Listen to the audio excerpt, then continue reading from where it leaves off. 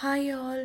இன்னைக்கு வீடியோவில் நான் என்னோடய வீக் டேஸில் லீவ் எடுக்கும்போது எப்படி ப்ரொடக்டிவாக ஸ்பெண்ட் பண்ணுவேன் தான் ஷேர் பண்ணியிருக்கேன்.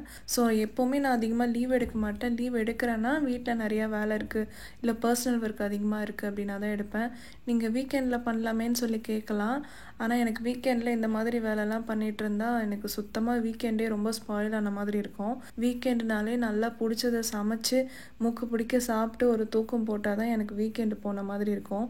பெருசாக வெளியே போகணுன்னா நான் ஆசைப்படவே மாட்டேன். எனக்கு வந்து பீஸ்ஃபுல்லாக நிம்மதியாக இருக்கணும். மனுஷனோட பேசிக் நீட் அது தானே. ஸோ காலையிலே வந்து இன்றைக்கி கீரை பண்ணலாமேன்னு சொல்லிட்டு கீரை பண்ணியிருந்தேன். டைம் இருக்கும்போது அதெல்லாம் பண்ணுவேன்னு. அதே மாதிரி ஃப்ரிட்ஜெல்லாம் வந்து க்ளீன் பண்ணலான்னு சொல்லிட்டு கொஞ்சம் எடுத்து அந்த ட்ரேஸ்லாம் வாஷ் பண்ணி வச்சுருந்தேன். ஸோ இன்றைக்கி வந்து புளிச்சக்கீரை தான் பண்ணியிருந்தோம். தொட்டுக்க வந்து மஞ்சள் பூசணிக்காய், அதாவது பரங்கிக்காய்ன்னு சொல்லுவாங்க இல்லையா. ஹஸ்பண்ட் வந்து பரங்கிக்காய் பண்ணியிருந்தாங்க. நான் வந்து கீரை பண்ணிவிட்டு சாதம் வடிச்சிட்டேன். கீரை பண்ணும்போது எப்போவுமே எனக்கு கண்டிப்பாக அப்பளம் மஸ்ட்டு. எனக்கு வந்து குக்கரில் எப்படி வந்து ரைஸ் வடிக்கணும்னு தெரியாது. நான் பருப்புக்கே குக்கர் யூஸ் பண்ண மாட்டேன். ஆனால் ரைஸ்க்கு வந்து எனக்கு சுத்தமாக தெரியாது எப்படி யூஸ் பண்ணணும்னு கூட. நான் சாதம் வடித்து தான் பழக்கம். நிறைய பேருக்கு வந்து அது டிஃபிகல்ட்டாக இருக்குது. அது ஏன்னு தெரியல.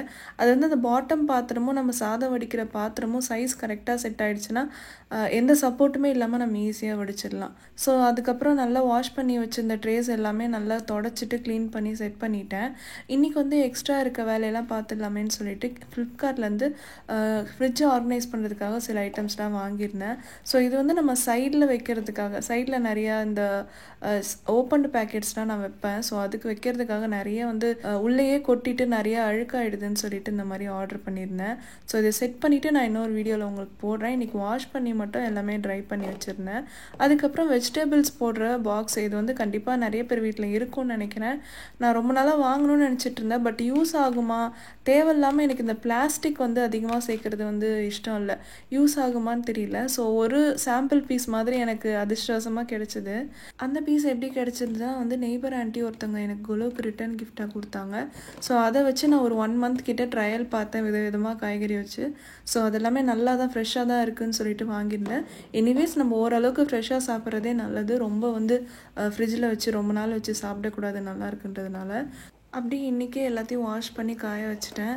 ஸோ இன்றைக்கி இன்னொரு மெயினான வேலை பிளான் பண்ணது என்னென்னா வந்து அக்வாகார்டுக்கு ஃபில்டர் மாற்றுறது.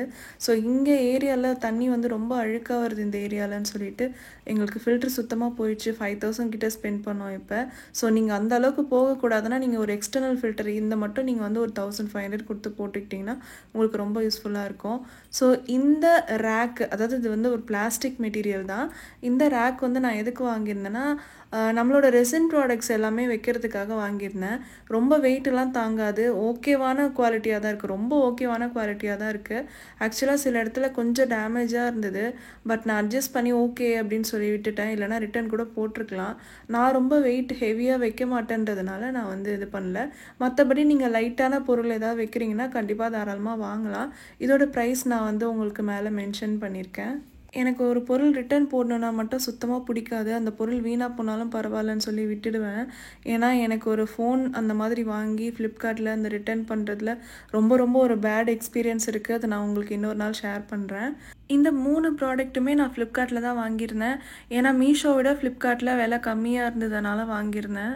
இந்த ப்ராடக்ட்ஸோட லிங்க் வேணும்னா கண்டிப்பாக கமெண்ட் பண்ணுங்கள், நான் ஷேர் பண்ணுறேன். ஸோ அப்படியே இன்றைக்கி வந்து கிறிஸ்மஸ் ட்ரீ செட் பண்ணிடலான்னு சொல்லிட்டு நானும் ஹஸ்பண்டும் சேர்த்து கிறிஸ்மஸ் ட்ரீலாம் செட் பண்ணிகிட்டு இருந்தோம். வீடு ஷிஃப்ட் பண்ணதுனால அந்த லைட் எங்கே வச்சேனே தெரியல. ஸோ வீடு தேடி 2 ரூம் ஃபுல்லாக க்ளீன் பண்ணியாச்சு.